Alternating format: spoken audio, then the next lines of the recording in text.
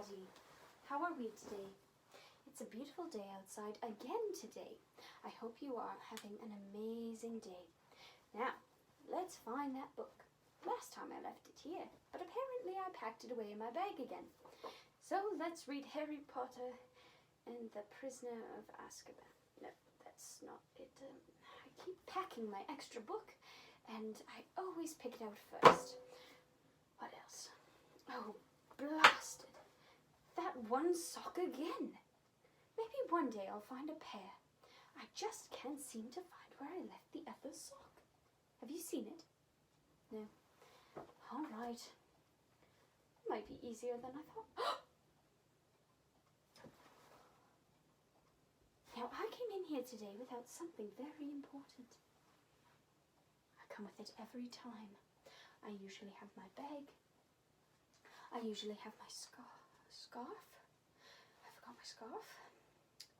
I also always bring, oh, what is it? What is it? I think you forgot me in the bag. Did you hear that? What do I have that talks? It's not the bag. I'm at the bottom of the bag. I could have sworn. I think I left my umbrella somewhere. Does it talk? Are you sure? It's getting rather stuffy down here. Well, do you think? I don't think I left him in here. Is that what I'm forgetting? Well, are you in there? Hello? I'm down at the bottom. Oh, you're down at the bottom is right. Is it you? Are you talking? Irish whistle? No. Apparently that's not what it is.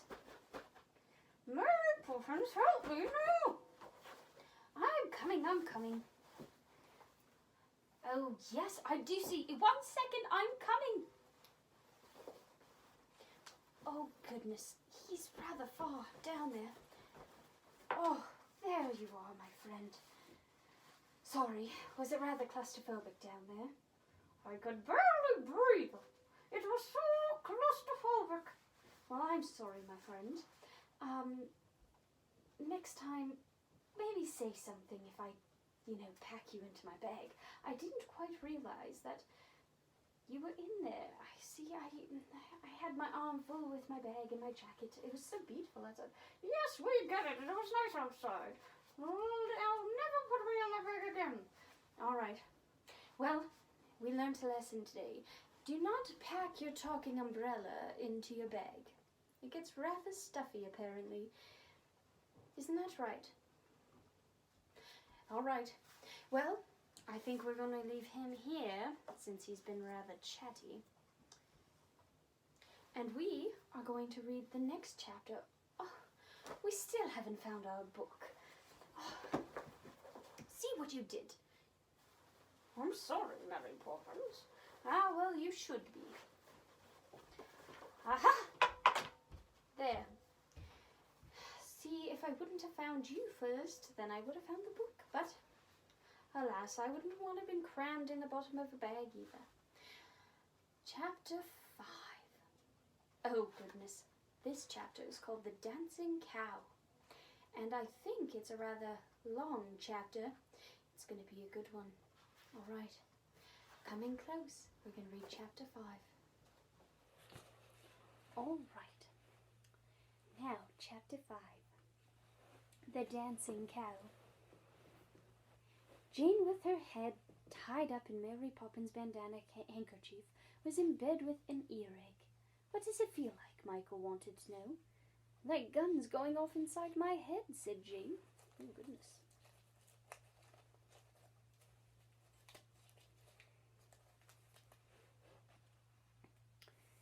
Cannons? No, pop guns, said Jane. Oh, said Michael. And he almost wished he could have an earache too. It sounded so exciting. Shall I tell you a story of one of the books, said Michael, going to the bookshelf. No, I just couldn't bear to hear it, said Jane, holding her ears with her hands.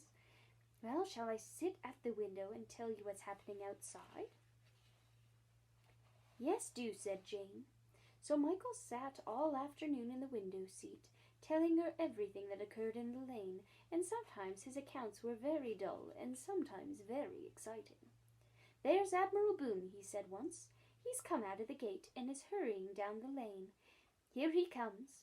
His nose is redder than ever before, and he's wearing a top hat. Now he's passing next door. Is he saying, blast my gizzard? Inquired Jane. I can't hear. I expect so. There's Mrs. Lark's second housemaid in Miss Lark's garden, and Robertson is in our garden, sweeping up leaves and looking at her over the fence. He's sitting down now, having a rest. He has a weak heart, said Jane. How do you know? He told me. He said his doctor said he was to do as little as possible, and I heard Daddy say if Robertson does what his doctor told him to, he'll sack him. Oh, how it bangs and bangs, said Jane, clutching her ear again. Hello, said Michael, excited from the window. What is it? Said Jane. Do tell me. A very extraordinary thing. There's a cow down in the lane, said Michael, jumping up and down on the window seat. A cow? A real cow in the middle of town? How funny, Mary Poppins, said Jane. There's a cow in the lane, Michael says. Yes, and it's walking very slowly, put its head over every gate, and is looking around as though it's lost something. I wish I could see it, said Jane. Look, said Michael, pointing downwards as Mary Poppins came to the window. A cow! Isn't that funny? Mary Poppins gave a quick, sharp glance towards the lane. She stared with surprise. Certainly not, she said, turning to Jane and Michael. It's not funny at all. I know that cow. She was a great friend of my mother's, and I thank you to speak politely of her. She smoothed her apron and looked at them both very severely. How have you known her long? Inquired Michael gently, hoping that he was particularly polite. He would hear something more about this cow. Since before she saw the king, said Mary Poppins. And when was that? Said Jane, in a soft, encouraging voice. Mary Poppins stared into space, her eyes fixed upon something they couldn't see. Jane and Michael held their breath, waiting. It was long ago, said Mary Poppins, in a brooding, storytelling voice. She paused as though she were remembering events that happened hundreds and hundreds of years before their time. Then she went on dreamily, still gazing into the middle of the room, but without seeing anything. The Red Cow, that's the name she went by. And very important and preposterous she was, too, so my mother said. She lived in the best field in the whole district, a large one full of buttercups the size of saucers, and dandelions rather larger than brooms. The field was all primrose color and gold, with buttercups and dandelions dancing in it like soldiers. Every time she ate the head off of one of them, another would grow in its place, with a green military coat and a yellow busby. She'd lived there always. She often told my mother that she couldn't remember the time when she hadn't lived in that field. Her world was bounded by green hedges, and the sky she knew nothing of what lay beyond. The Red Cow was very respectful. She always behaved like a perfect lady, and she knew what was what. To her a thing was either black or white. There was no question of it being grey or perhaps pink. People were good or they were bad. There was nothing in between. Dandelions were either sweet or sour. There was never any moderately nice ones. She led a very busy life. Her mornings were taken up in giving lessons to the Red Calf, her daughter, and in the afternoon she taught the little one deportment and the mooing, and all the things a really well-brought-up calf should know. Then they had their supper, and the Red Cow showed the Red Calf how to select a good blade of grass from a bad one, and when her child had gone to sleep at night, she would go into a corner of the field and chew the cud and think her own quiet thoughts. All her days were the exact same. One Red Calf grew up and went, and another came in its place, and it was the natural way that the Red Cow should imagine that her life would always be the same as it always had. Indeed, she felt she could ask for nothing better than all her days to be alike until she came to the end of them. But at that very moment she was thinking these thoughts, adventure, as she afterwards told my mother, was stalking after her. Excuse me. It came upon her one night when the stars themselves looked like dandelions in the sky, and the moon and the great daisies among the stars. On this night, long after the red calf was asleep, the red cow stood suddenly and began to dance. She danced wildly and beautifully, and in perfect time, though she had no music to go by. Sometimes it was a polka, sometimes a Highland fling, and sometimes a special dance that she made up out of her own head. And in between these dances she would curtsy and make sweeping bows and knock her head against the dandelions. "Dear me," said the red cow to herself, as she began on a sailor's hornpipe. "What an extraordinary thing! I always thought about dancing improper, but I can't be since I myself am dancing, for I'm a model cow." And she went on dancing and thoroughly enjoying herself. At last, however, she grew tired and decided that she had danced enough and she would go to sleep. But to her great surprise, she had found that she could not stop dancing. When she went to lie down beside the red calf, her legs wouldn't let her, so they went on capering and prancing, and of course carrying on with her behind. Round and round the field she went, leaping and waltzing and stepping on tiptoe. "Dear me," she muttered at the intervals with a ladylike accent, "how very peculiar!" But she couldn't stop. In the morning she was still dancing, and the red calf had to take its breakfast of dandelions all by itself, because the red cow could not remain still enough to eat.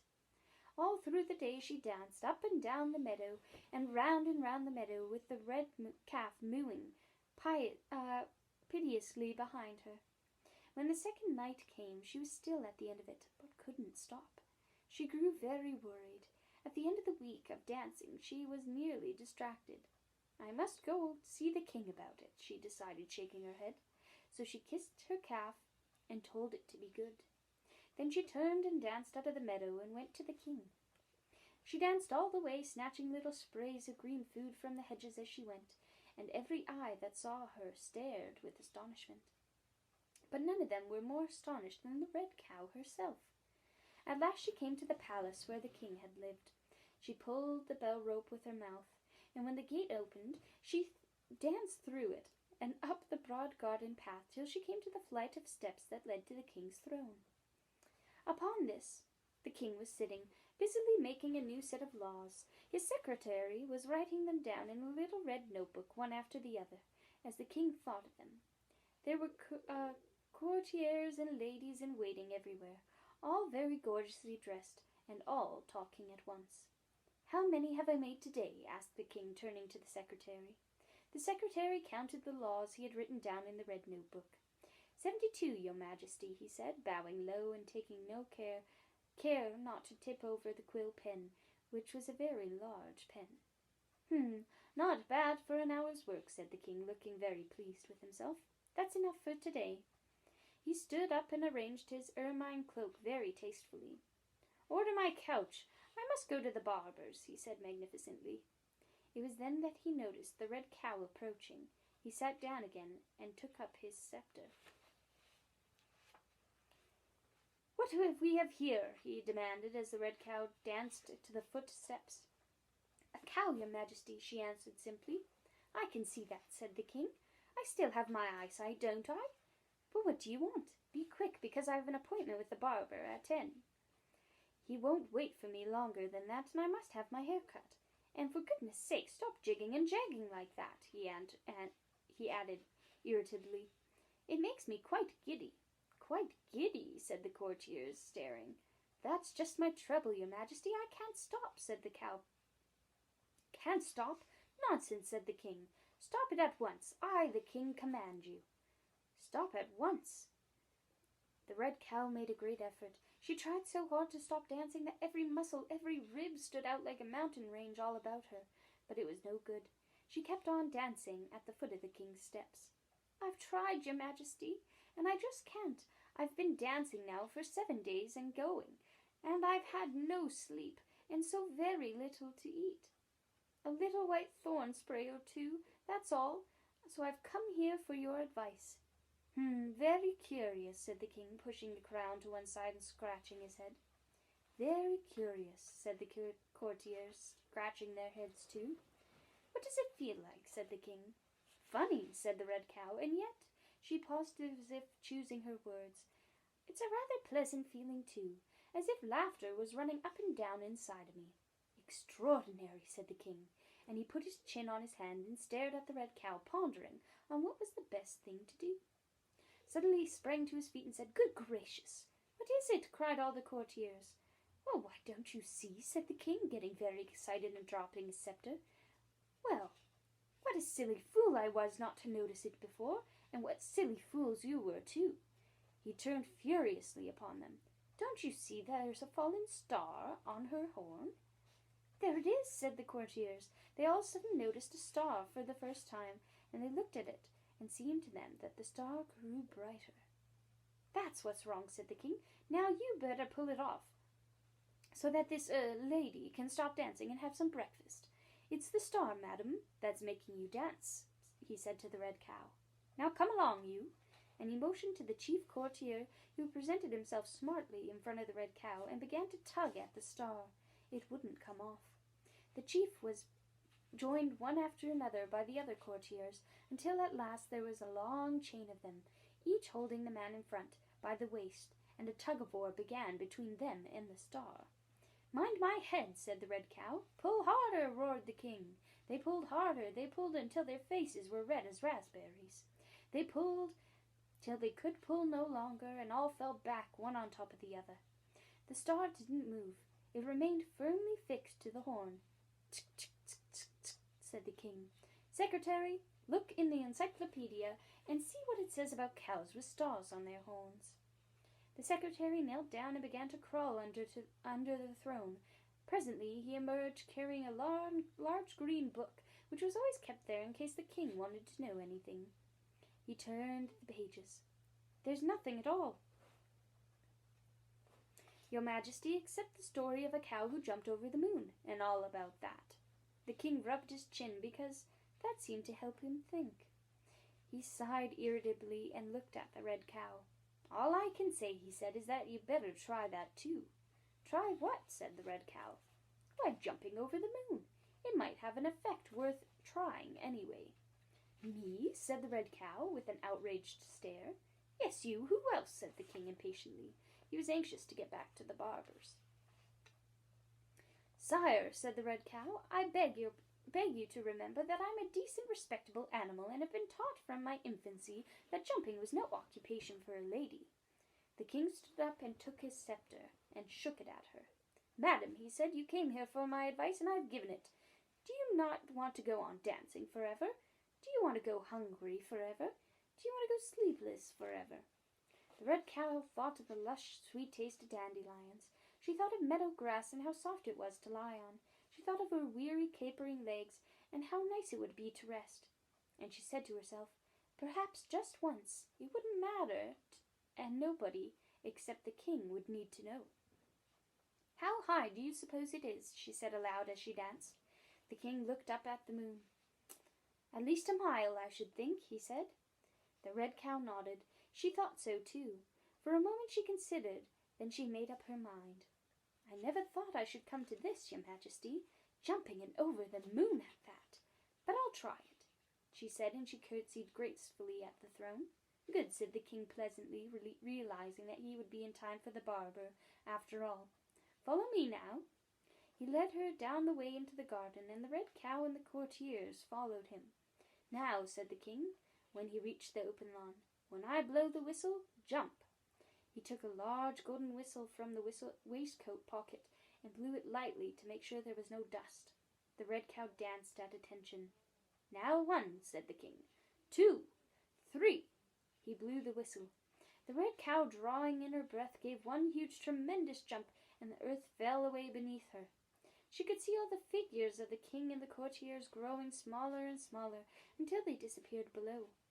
She herself shot upwards through the sky with spinning stars around her like great golden plates, and presently, in a blinding light, she felt the cold rays of the moon upon her. She shut her eyes as she went over, and the dazzling gleam passed her by, and she bent her head towards the earth again. She felt the stars slip down her horn With a great rush it fell off and went rolling into the sky, and it seemed to her as if it disappeared into the darkness. Great chords of music came from it and echoed through the air. In another minute the red cow had landed on the earth again. To her great surprise she found she was not in the king's garden, but in her own dandelion field. And she'd stopped dancing. Her feet were steady as though they were made of stone, and she walked delicately as any other respectable cow would. Quietly and serenely she moved across the field, beheading another golden dandelion as she went to greet her little red calf. "I'm so glad you're back," said the red calf. "I've been so lonely." The red cow kissed it and fell to munching the meadow. It was her first good meal in weeks, and by the time her hunger had satisfied her, she had eaten up several regiments. After that she felt much better. She soon began to live her life exactly as she had lived it before. At first she enjoyed her quiet, regular habits very much, and was glad to be able to eat breakfast without dancing, and lie down on the grass and sleep at night instead of curtsying to the moon until morning. But after a little bit she felt uncomfortable and dissatisfied. Her dandelion field and her red calf were all very well, but she wanted something else and couldn't quite think of what it was. At last she realized that she was missing her star. She had grown so used to dancing and to the happy feeling the star had given her that she wanted the sailor's hornpipe and to have the star on her horn again. She fretted, she lost her appetite, her temper was atrocious, and she frequently burst into tears for no reason at all. Eventually she went to my mother and told her the whole story and asked for advice. "Good gracious, my dear," my mother said to her, "you don't suppose that only a star fell out of the sky? Billions fall every night, I'm told, but they fall in different places, of course. You can't expect two stars to drop in the same field at one time, in one lifetime." "Then you think if I moved about a bit," the red cow began, a happy look coming into her eye. "If it were me," said my mother, "I'd go back and look for one." "I will," said the cow. "I will indeed," she said joyously. Mary Poppins paused. "And that, I suppose, is why she's walking down Cherry Tree Lane," Jane said gently. "Yes," said Michael. "She was looking for her star." Mary Poppins sat up with a little start. The intent look had gone from her eyes and the stillness from her body. "Come down from the window at once, sir," she said. "I'm going to turn on the lights." And she hurried across the landing to the electric switch. "Michael," said Jane in a careful whisper, "just have one look and see if the cow is still there." Hurriedly, Michael peered out through the gathering dusk. "Quickly," said Jane. "Mary Poppins will be back in a minute. Can you see her?" No, said Michael, staring out. "Not even a sign of her. She's gone." "I do hope she finds it," said Jane, thinking of the red cow roaming the world looking for a star to stick to her horn. "So do I," said Michael. As the sound of Mary Poppins' returning footsteps, he hurried down and pulled the blind. That's the end of chapter 5. Next chapter we're going to be reading Bad Tuesday. See you then.